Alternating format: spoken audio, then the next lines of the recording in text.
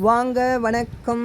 இன்னைக்கு அரிசி உளுந்து வச்சு தோசை செய்து சாப்பிட்டு போர் அடித்தவங்களுக்கு இந்த மாதிரி ஒரு தடவை தோசை செய்து சாப்பிட்டு பாருங்கள். சூப்பரான டேஸ்ட்டோடு இருக்கும். அதுக்கு 2 அழாக்கு இட்லி புழுங்கல் அரிசி, அரை அழாக்கு துவரம்பருப்பு, 1/4 அழாக்கு கடலைப்பருப்பு. நீங்கள் எதில் அரிசி அளந்துக்கிறீங்களோ அதில் அரை அழாக்கு துவரம்பருப்பு, 1/4 அளவுக்கு கடலைப்பருப்பு எடுத்து நல்லா கலந்து விட்டுக்கிட்டு தண்ணி விட்டு 4 தடவை கழுவிடுங்க. 1 மணி நேரம், குறைஞ்சது 1 மணி நேரம் ஊற வச்சுக்கோங்க. 2-3 மணி நேரம் ஊறினாலும் தப்பு இல்லை. இது இப்போ நல்லா ஊறின அரிசியை அது மிக்சி ஜாரில் சேர்த்து அதில் காரத்துக்கேற்ப காஞ்ச மிளகாய், நான் ஒரு காரத்துக்கு நல்லா காஞ்ச மிளகாய் ஒரு 10-15 எடுத்திருக்கேன். உங்கள் காரத்துக்கு ஏற்ற மாதிரி நீங்கள் கூட்டி குறைச்சி போட்டுக்கோங்க. 1 ஸ்பூன் சோம்பு, தேவைக்கேற்ப உப்பு, எல்லாத்தையும் ஒரு மிக்சி ஜாரில் இந்த மிளகாவுக்கு காம்பு கிள்ளிட்டு மிளகாய், உப்பு, சோம்பு சேர்த்து ஒரு தடவை சுற்றி எடுத்துட்டு அதுக்கப்புறம் அரிசி சேர்த்து நல்லா நைஸாக அரைச்சி எடுத்துடுங்க. இதே அரிசி, சோம்பு, உப்பு சேர்த்து நல்லா இந்த அரிசியை கொரகொரப்பாகவும் கெட்டியாகவும் அரைச்சி எடுத்து அதோட மஞ்சப்பொடி, வெங்காயம், கறிவேப்பிலை, கொத்தமல்லி, புதினா இதெல்லாம் சேர்த்து தேங்காய் துருவலும் சேர்த்து அடையாக தட்டி எடுக்கும்போதும் இதுவும் நல்லா மொறுன்னு 2 பக்கமும் செவந்து சூப்பரான டேஸ்ட்டோடு இருக்கும். அதுவும் அந்த ரெசிபி என்னுடைய சேனலில் ஷார்ட்ஸாக போட்டிருக்கேன். வேணுன்றவங்க பார்த்து தெரிஞ்சுக்கிட்டு அதே மாதிரி செய்து பார்த்து எப்படி வந்ததுன்னு கமெண்ட்டில் சொல்லுங்கள். இப்போ இது தண்ணி விட்டு நல்லா நைஸாக அரைச்சி எடுத்துருங்க. நல்லா மெலிசாக ரவா தோசை மாதிரி ஊற்றணுன்னா அதுக்கு நைஸாக அரைச்சி எடுத்துடுங்க.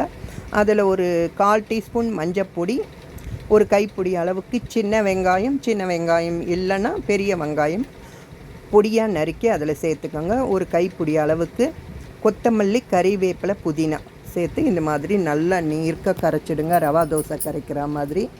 அதில் தாளிப்புக்கு 1 ஸ்பூன் எண்ணெயில் கடுகு, உளுத்தம்பருப்பு, கறிவேப்பிலை தாளித்து எடுத்துக்கோங்க. இது தோசைக்கல் நல்லா சூடு ஏறினதுக்கப்புறம் தான் ஊற்ற முடியும், இல்லைனா நடுப்புற குவிஞ்சிடும். அதனால் நல்லா சூடு ஏறினதுக்கப்புறம் சுற்றி இது மாதிரி ஊற்றி 2 பக்கமும் எண்ணெய் விட்டு திருப்பி போட்டு எடுக்கும்போது இந்த மாதிரி நல்ல கிறிஸ்பியான தோசை கிடைக்கும்.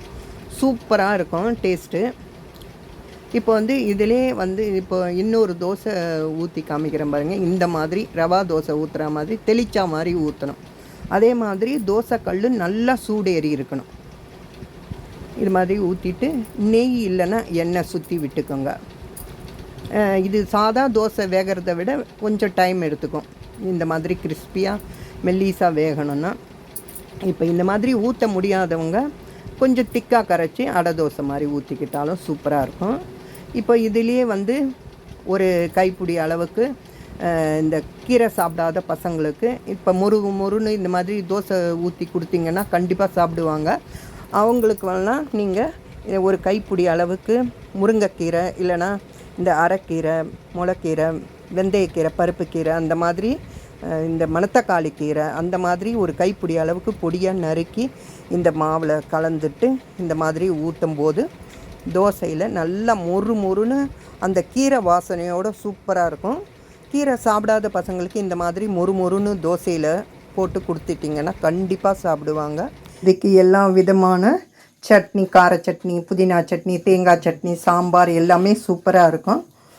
இன்றைக்கி நான் புதினா சட்னியும் கார சட்னியும் செய்திருக்கேன். இதை நீங்களும் உங்கள் வீட்டில் செய்து பார்த்து எப்படி வந்ததுன்னு கமெண்ட்டில் சொல்லுங்கள்.